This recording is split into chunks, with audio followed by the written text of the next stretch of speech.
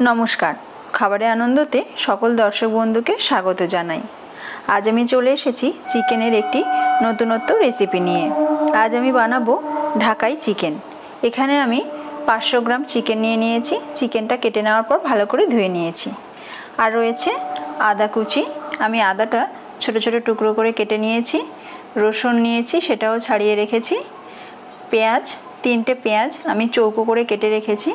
7-8টা কাঁচা লঙ্কা রেখেছি। এখানে রয়েছে 2 টেবিল চামচ পরিমাণ ধনে গুঁড়ো, 2 টেবিল চামচ পরিমাণ জিরে গুঁড়ো, 1 টেবিল চামচ পরিমাণ লাল লঙ্কার গুঁড়ো আর কাশ্মীরি লঙ্কার গুঁড়ো, স্বাদমতো লবণ। পুরো রান্নাটা করব সরষের তেলে। স্বাদমতো মিষ্টি আর নিয়েছি 1 টেবিল চামচ পরিমাণ হলুদ গুঁড়ো আর এখানে রয়েছে 3 টেবিল চামচ পরিমাণ টক দই। এখানে মাংসটা করার সময় আমি কোনো ম্যারিনেশন করব না।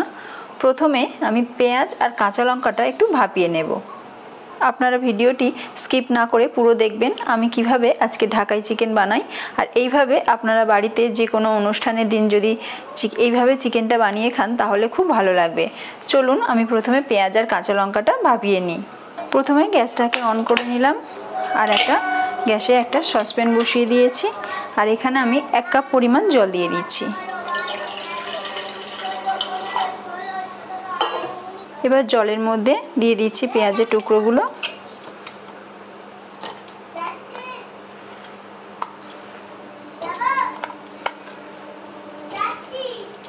আর 7-8টা কাঁচা লঙ্কা জলের মধ্যে দিয়ে দিলাম। পেঁয়াজ আর কাঁচা লঙ্কা এখানে আমি একটু ভাপিয়ে নেব। ভাপিয়ে নেওয়ার পর আমি এটা পেস্ট করব। পেঁয়াজ আর কাঁচা লঙ্কাটা ভাপানো হয়ে গেছে। আমি এবার গ্যাসের ফ্লেমটাকে অফ করে দিচ্ছি। এবার পেঁয়াজ আর কাঁচা লঙ্কাটা জল থেকে ছেঁকে তুলে নেব আর একটু ঠান্ডা করে আমি পেস্ট করে নেব।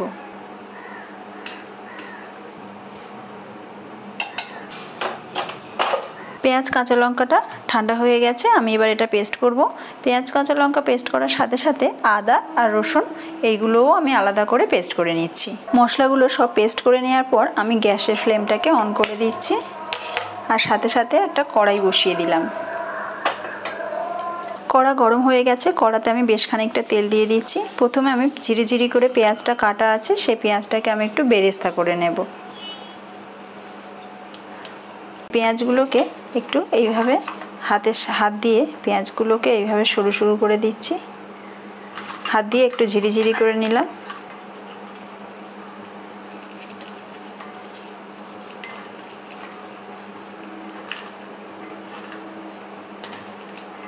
সামান্য একটু লবণ আমি পেঁয়াজের মধ্যে ছড়িয়ে দিচ্ছি। দিয়ে ভালো করে পেঁয়াজের সাথে লবণ মাখিয়ে নিচ্ছি। তেল ভালো গরম হয়ে গেছে। আমি এবার পেঁয়াজ আর লবণ মাখানো পেঁয়াজটা তেলের মধ্যে দিয়ে দিচ্ছি।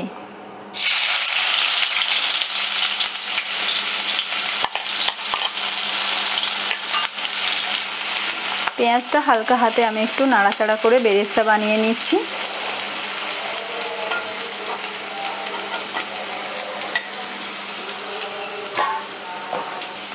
দেখুন খুব তাড়াতাড়ি পেঁয়াজের রং ধরে গেছে আর পেঁয়াজটা খুব সুন্দরভাবে ভাজা হয়েছে।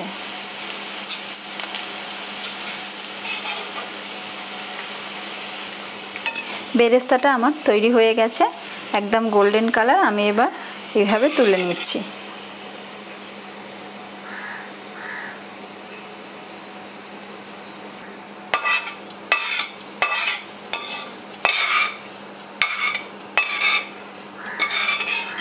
বেরেস্তা বানানোর পর যে তেলটা অবশিষ্ট ছিল সেই তেলটাতেই আমি রান্না করব আর এখানে তেল ব্যবহার করতে হবে না।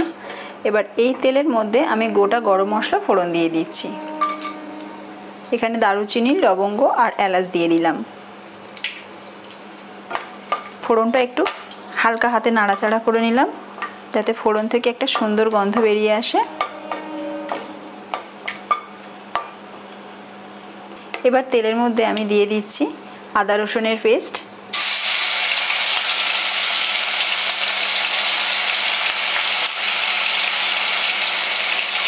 আদা রসুনের পেস্টটা আমি প্রথমে ব্যবহার করলাম। হালকা হাতে একটু নাড়াচাড়া করে নিচ্ছি আদা রসুনের পেস্ট। পেঁয়াজ কাঁচা লঙ্কা বাটাটা দিয়ে দিচ্ছি। এবার পেঁয়াজ কাঁচা লঙ্কা আদা রসুন একসঙ্গে বেশ কিছুক্ষণ ধরে একটু কষিয়ে নেব। এই সময় গ্যাসের ফ্লেমটা আমি লো করে দিয়েছি। লো টু মিডিয়াম আঁচে আমি মশলাগুলো সব কষে নেব। একটা ছোট বাটির মধ্যে আমি নিয়ে নিচ্ছি 2 চামচ টক দই। যতটা টক দই নিয়েছিলাম তার অর্ধেকটা টক দই আমি একটা বাটির মধ্যে নিয়ে নিলাম। আর তার মধ্যে দিয়ে দিচ্ছি পরিমাণ মতো হলুদ গুঁড়ো, আর দিয়ে দিচ্ছি লাল লঙ্কার গুঁড়ো। এই হলুদ গুঁড়ো, লাল লঙ্কার গুঁড়ো আর টক দইটা আমি খুব ভালো করে ফেটিয়ে নেব। এদিকে মশলাটাও একটু নাড়াচাড়া করে দিলাম।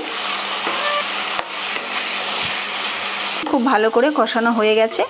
এবার গ্যাসের ফ্লেমটা আমি লো করে দিয়েছি, আর টক দই আর হলুদ আর লঙ্কা গুঁড়ো দিয়ে ফেটিয়ে নেওয়ার পর এবার আমি একে এক আস্তে আস্তে এটা কড়াতে দিয়ে দিচ্ছি। এই সময় গ্যাসের ফ্লেমটা একেবারে লো রাখা দরকার, না হলে দইটা কেটে যাওয়ার ভয় থাকে। এবার হালকা হাতে আমি সব মশলাগুলো একটু নাড়াচাড়া করে নিচ্ছি।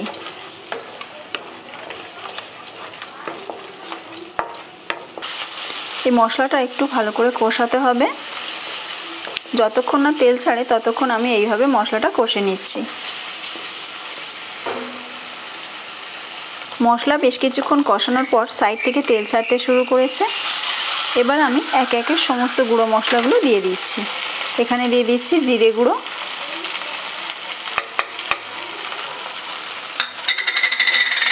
ধনে গুঁড়ো, কাশ্মীরি লঙ্কার গুঁড়ো,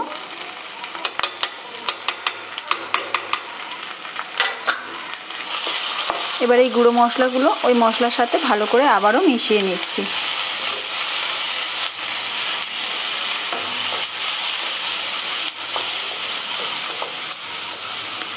মশলাটা শুকনো হয়ে এসেছে। আমি এবার টক দইয়ের বাটি ধোয়া জলটা দিয়ে দিচ্ছি। এবার এই মশলাটা ভালো করে মিশিয়ে নিচ্ছি। গ্যাসের ফ্লেমটা এবার একটু মিডিয়াম করে দিলাম। সব মশলাগুলো খুব ভালো করে কষানো হয়ে গেছে। এবার আমি চিকেনটা দিয়ে দিচ্ছি।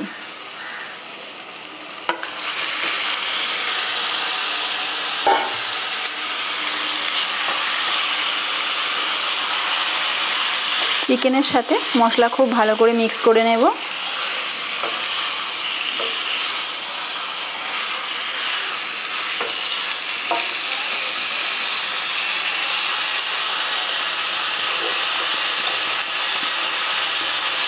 এবার আমি ব্যবহার করছি লবণ, স্বাদ মতো লবণ দিব।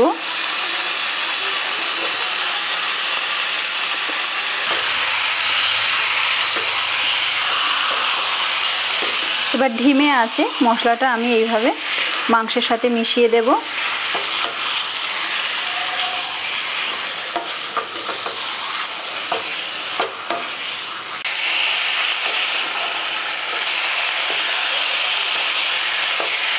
মাংসটা বেশ কিছুক্ষণ এইভাবে নেড়ে চেড়ে আমি ভালো করে কষিয়ে নেব।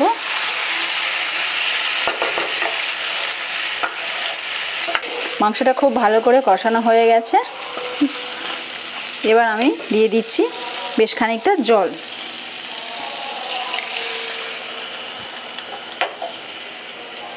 জলটা দেওয়ার পর আমি মাংসের সাথে জল আর মশলাগুলো খুব ভালো করে এইভাবে মিশিয়ে নিলাম। এবার গ্যাসের ফ্লেমটাকে আমি জোর করে দিয়েছি। এবার একটা ঢাকনা দিয়ে আমি ঢেকে দিচ্ছি মাংসটা সিদ্ধ হওয়ার জন্যে। বেশ কিছুক্ষণ পর ফিরে এলাম। এবার ঢাকনাটা খুলে নিচ্ছি।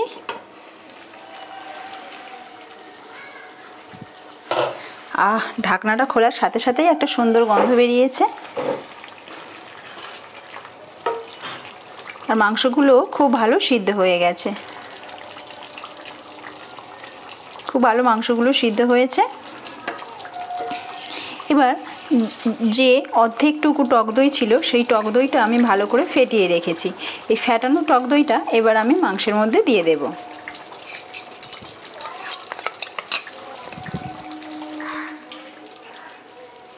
টক দই মাংসের সাথে একটু মিশিয়ে দিচ্ছি। মাংসটা খুব ভালো করে সিদ্ধ হয়ে গেছে। এবার আঁচটা আমি আরেকটু জোরে করে দিচ্ছি। এবার দিয়ে দিচ্ছি স্বাদ মতো মিষ্টি। এটা অপশনাল, আপনারা চাইলে ব্যবহার করতে পারেন, নাও ব্যবহার করতে পারেন।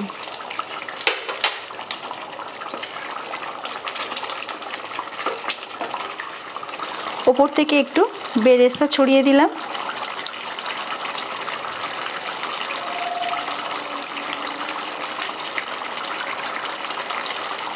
বেরেস্তা ছড়িয়ে দেওয়ার পর গ্যাসের ফ্লেমটাকে আমি বন্ধ করে দিচ্ছি।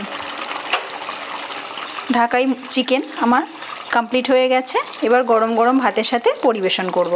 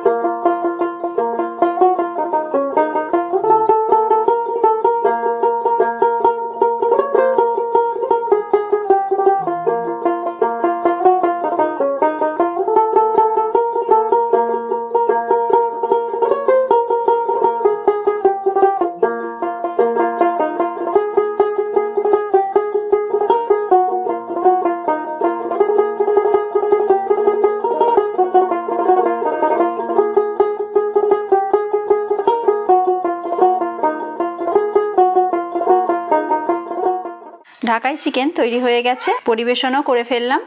গরম গরম ভাতের সাথে বা রুটি পরোটার সাথে খুব ভালো লাগবে খেতে।